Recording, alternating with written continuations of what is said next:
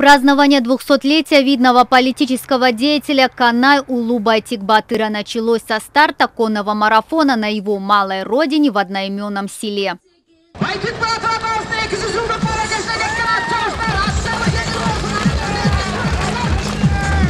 В конном марафоне участвовали почти 90 наездников. Состязание завершилось в ущелье Чункурчак. Всего всадники прошли расстояние в 31 километр.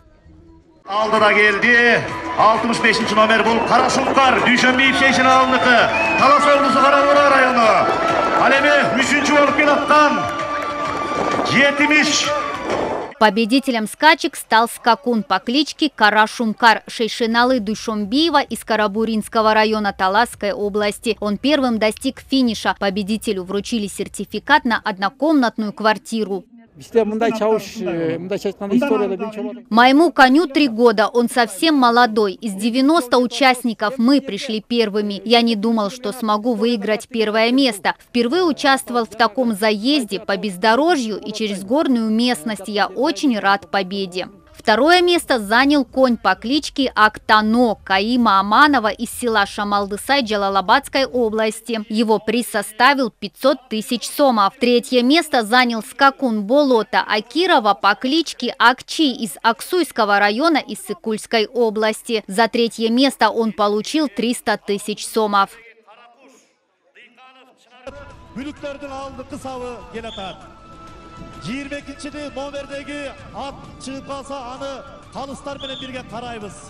Ранее в числе первых был и скакун по кличке Дулдул Султана Маткеримова, но, к сожалению, он упал за 200 метров до финиша. По этой причине участник добежал до линии сам и занял 4-е место. 5-е место занял участник из села Толук Токтогульского района. Ему был вручен приз в размере 100 тысяч сомов.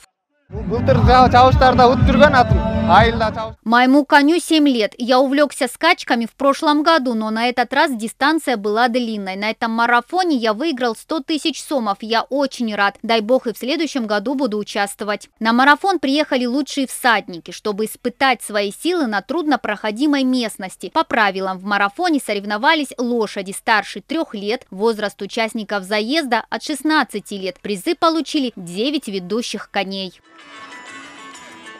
Мадина Низамова, Аяна Есенкулова, Джакшилык Исаков, Эльтер, Чуйская область.